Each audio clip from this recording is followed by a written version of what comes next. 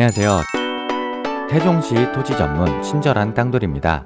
오늘은 토지의 기본적인 개념 중 지목에 관련하여 영상을 만들어 봤습니다. 토지 매매 시 기본적인 개념 정도만 알고 계시더라도 많은 도움이 될 듯하니 유익한 정보가 되시길 바랍니다. 일단 지목이란 토지의 주된 용도에 따라 토지의 종류를 구분하여 지적공부에 등록한 것을 말하는 것인데요. 용도 지역이 장래의 토지의 쓰임새라 한다면 지목은 토지의 현재 쓰임새라고 할 수 있는데, 필지마다 하나씩 설정되며 토지의 성격, 용도 등을 나타내는 것으로 국가가 지정하지만 소유권자가 지목 변경을 신청하여 변경할 수 있기 때문에 용도와는 다른 개념입니다. 지목 중에서 가장 많이 접하게 되는 것들은 전, 답, 과수원, 임야, 대지 등인데요. 전답 과수원 중 전은 밭을 의미하고 답은 논을 뜻합니다. 과수원은 말 그대로 사과농장, 포도농장 등 과수원을 지칭하는 말이며 전답 과수원을 합쳐 농지라고 표현하기도 합니다. 임야는 쉽게 이해하기에 산이라고 생각하시면 될 텐데요. 우리나라 국토의 70% 이상이 산이므로 지목 중 가장 많은 부분을 차지한다고 볼 수 있겠습니다. 대지라는 지목은 현재 건축물이 지어져 있는 곳들인데요. 과거에 건축물이 지어졌다가 철거된 경우 나대지라는 표현을 쓰기도 합니다. 그럼 나머지 지목에 대해서도 알아보겠습니다. 축산업 및 낙농업을 하기 위해 초지를 조성한 토지를 목장용지, 바닷물을 끌어들여 소금을 채취하기 위한 조성된 토지의 염전, 제조업을 하고 있는 공장시설물의 부지는 공장용지, 학교용지, 주차장, 도로, 창고용지, 철도용지, 그리고 댐, 저수지, 소류지 같은 유지, 수산생물의 번식 또는 양식을 위한 인공시설물을 갖춘 부지에는 양어장, 물을 정수하기 위한 곳은 수도용지, 공원, 체육용지 등 문화재로 지정된 역사적인 유적, 고적, 기념물 등을 보존하기 위하여 구획된 토지는 사적지, 그리고 마지막으로 다른 지목에 속하지 않는 토지, 갈대밭, 변전소 등 송유시설이나 도축장, 쓰레기 처리장 등은 잡종지로 분류합니다. 이렇게 토지의 지목은 총 28가지로 나뉘며 지목에 대한 확인은 토지이용계획 확인원에서 쉽게 확인하실 수 있습니다. 그럼 토지 매입 시 가장 많은 부분을 차지하는 전답, 과수원, 임야, 대지 등에 대한 지목을 통하여 실제로 직접 참고하실 수 있는 내용도 말씀드려 보겠습니다. 첫째로, 전은 비교적 답보다 땅이 밑으로 꺼져 있지 않기 때문에 성토 비용이 적습니다. 그래서 전을 대지화시키는데 공사 비용이 절감된다고 할 수 있죠. 답이라 불리우는 논은 밭보다 밑으로 땅이 꺼져 있는 경우가 많기 때문에 전보다 대체로 저렴한 특징이 있습니다. 그렇다고 어느 쪽이 더 좋다고 확실하게 말할 수는 없습니다.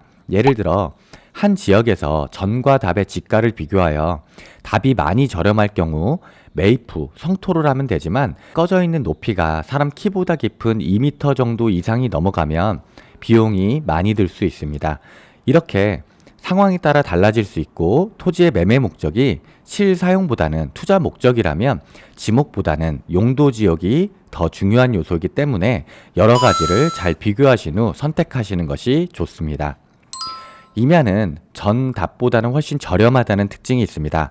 하지만 나무도 있고 경사도도 있기 때문에 대지화 비용이 많이 들어갈 수 있습니다.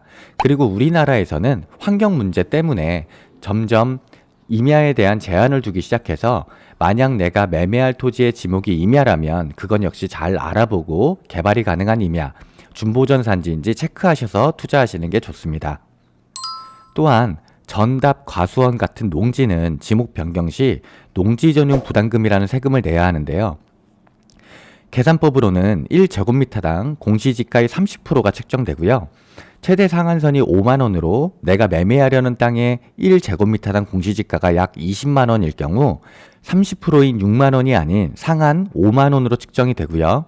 10만원일 경우 약 30%인 3만원이 농지 전용 부담금으로 소요된다고 볼 수 있겠습니다.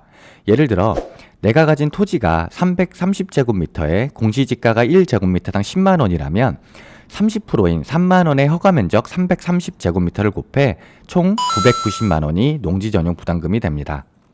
매매하려는 토지가 농지일 경우 개발을 목적으로 매입하신다면 매매 비용에 미리 포함하여 계산하셔야 실제 총 매입 비용이 될 것입니다.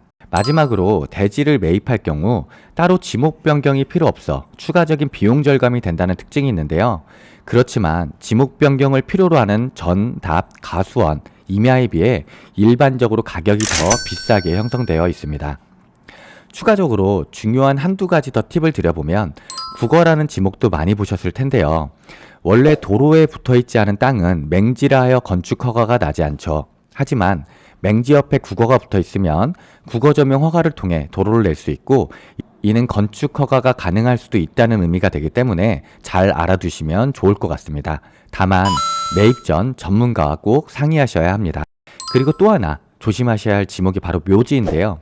일반 무용고 묘지가 아닌 바로 분묘기지권이 성립되는 묘지는 내 땅이 되더라도 묘를 함부로 이장할 수 없고 분묘에 대한 권리가 나에게 없다는 것이기 때문에 이럴 때에는 계약서를 작성할 시 개발 허가가 난 후에 잔금을 치르겠다든지 묘를 이장하는 조건으로 계약서를 작성한다든지 이러한 장치들을 만들어 놓는 것이 꼭 필요합니다.